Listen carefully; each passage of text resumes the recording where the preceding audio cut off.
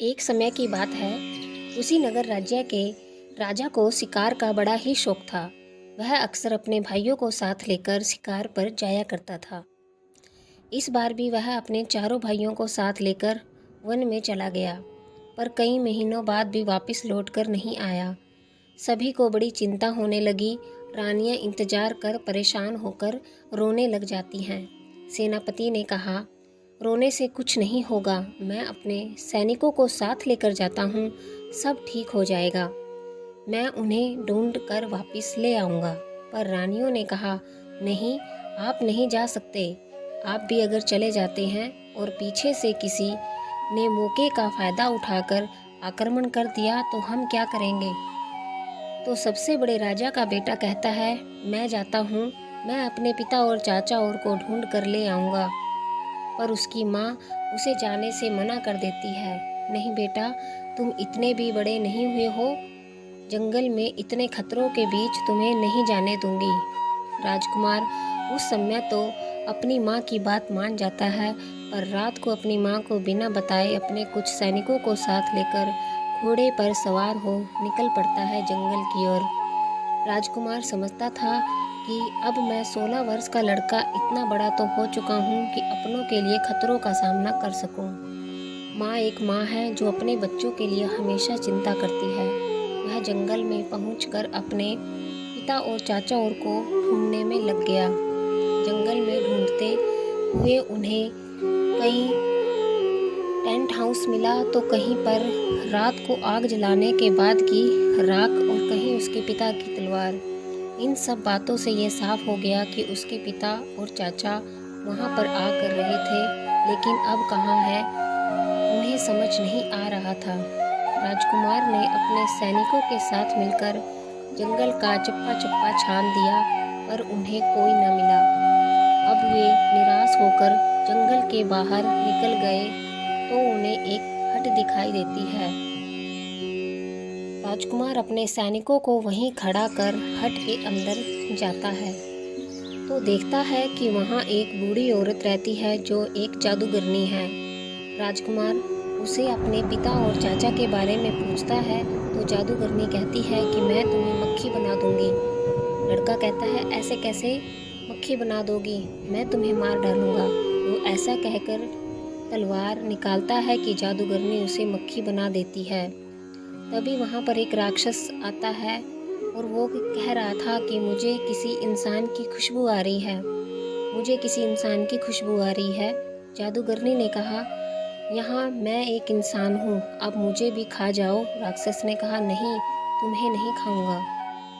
फिर जादूगरनी ने उसे बातों बातों में राजा और उसके भाइयों के बारे में पूछा तो राक्षस ने बताया, उन्हें तो मैंने अपनी काल कोठरी में बंद करके रखा है, बड़े आए थे मुझे मारने वाले। उसके बाद फिर उसे बाहर से इंसानों की खुशबू आती है और वो चला जाता है।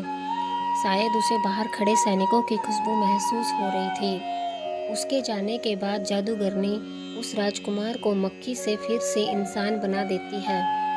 राजकुमार सारी बातें सुन चुका था। उसने कहा, मैं अपने पिता और चाचा और को इस राक्षस से आज़ाद करवाऊंगा। तो जादूगरनी ने कहा, तुम इस राक्षस को मार डालो। तो राजकुमार कहता है, मेरे पिता और चाचा इतने बहादुर और वीर थे, वो उसका सामना ना कर सके तो मैं कैसे उनका सामना करूंगा।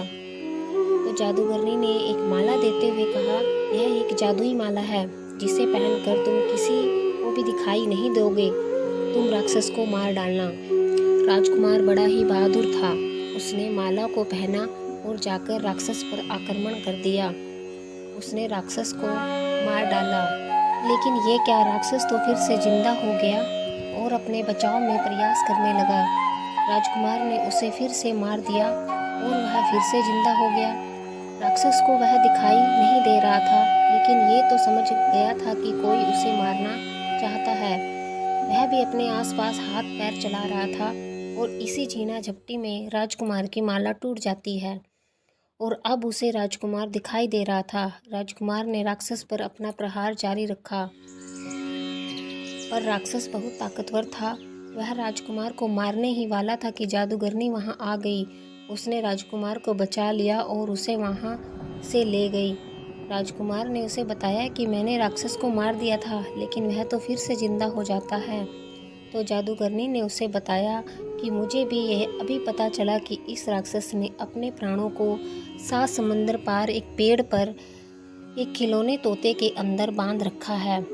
जब तक वो तोता नहीं तोड़ दिया जाता तब तक राक्षस को नहीं मारा जा सकता। राजकुमार ने कहा, मैं इतने कम समय में वहाँ कैसे जाऊँगा? तो जादूगरनी ने उसे उड़ने वाले जूते दिए और कहा, तुम ये जूते पहनकर जल्दी जाओ, मैं इतना राक्षस को संभालती हूँ। राजकुमार जूते पहनकर अपनी मंजिल की ओर उड़ गया। राक्षस ने सारी बातें सुन ली और वह राजकुमार को रोकने की नाकाम कोशिश करता है, क्योंकि जादूगरनी राक्षस को रोक लेती है। जादूगरनी थोड़ी देर तक तो राक्षस के सामने टिकती है, लेकिन फिर राक्षस उस पर हावी हो जाता है। राक्षस के आक्रमणों के सामने उसका जादू छोटा पड़ गया था, लेकिन इतने में राजकुमार 7 समुंदर पार जंगल में पहुंच चुका था। उसने वह पेड़ काफ़ी कोशिशों के बाद ढूंढ लिया जिस पर तोते वाला पिंजरा बंधा था। उसने पिंजरे से तोते को निकाला और तोड़कर फेंक दिया, तो दूसरी तरफ राक्षस भी मर गया।